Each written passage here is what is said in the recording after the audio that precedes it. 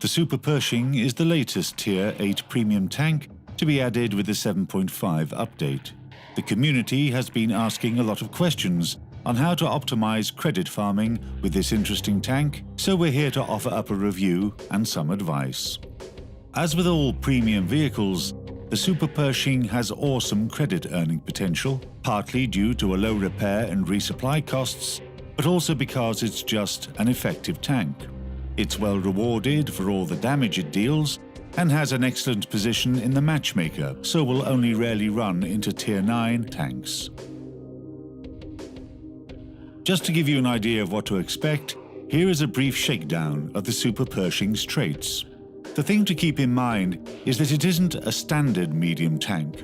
It's got more in common with vehicles like the Tiger, relatively slow-moving with a reliable but not spectacular gun. Like we said, it isn't exactly fast-moving. In fact, it's the heaviest medium tank in its tier, but doesn't have a big engine to compensate for that. It's got a decent gun, but it doesn't have exceptionally high damage or penetration. However, this is offset by the fact that very few of the tanks it faces have tough armor, so it performs above average. It dishes out a hefty 220 damage at a penetration of 170mm on an average shot. Certainly nothing to be ashamed of. The biggest advantage that the SuperPershing has is in the frontal armor department. Rocking 170mm in the lower glasses and 220mm in the upper glasses make it a difficult target even for tanks like the ISU 152. The angling of the armor makes it even more of a challenging target to dispatch. With the right crew skills and equipment, this tank is an excellent vehicle for shooting while on the move and then closing with the enemy. The unique combination of high armor and a decent gun on a medium tank allows for flexibility in the style of play. Since they're a little slow, they often bring up the second wave of offense or defense. Don't feel compelled to rush. The SuperPershing excels at dealing with enemies who have already been softened up. Don't be afraid to spend your shots hampering the enemy by blasting their tracks or swapping to HE in order to damage modules and crew. You've got the armor to sustain a protracted battle and draw the enemy into bad positioning. When the time comes, you've also got the equipment to do some face-hugging to keep enemies from targeting your allies. A shell rammer and enhanced gun lane drive are pretty much essential, and coated optics are rarely a bad idea, but you might tailor the third equipment slot to suit your tastes. The recommended consumables are a repair kit, first aid kit, and fire extinguishers. If you don't think engine fires pose a serious risk, then opt for the 100-octane gasoline, but it's always a risk to enter the battle without firefighting equipment.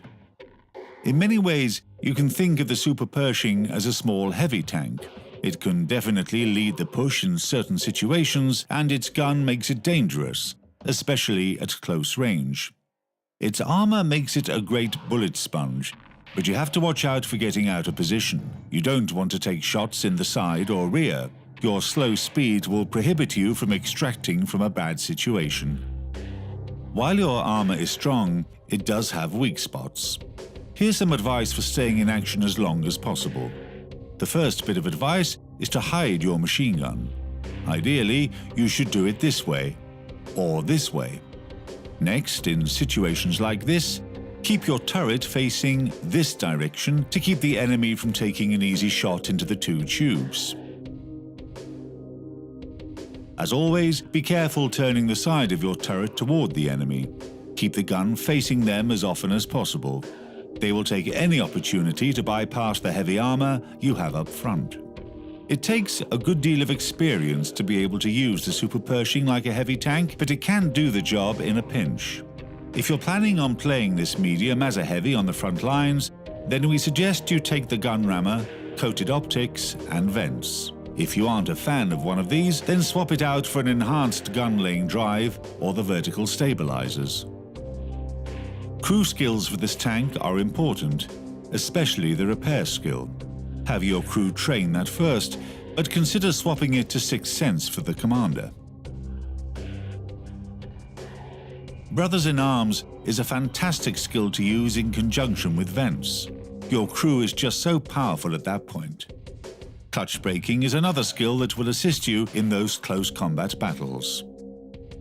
The SuperPershing just doesn't have the speed to go from flank to flank, so once you're pushing up one side, you're more or less committed. With that in mind, try to wait until you know where the bulk of the enemy forces are headed before you pick a side. It's better not to trust in getting lucky. In higher tier games, your role should be much more focused on support. Disable enemy tanks, soak shots for wounded tanks.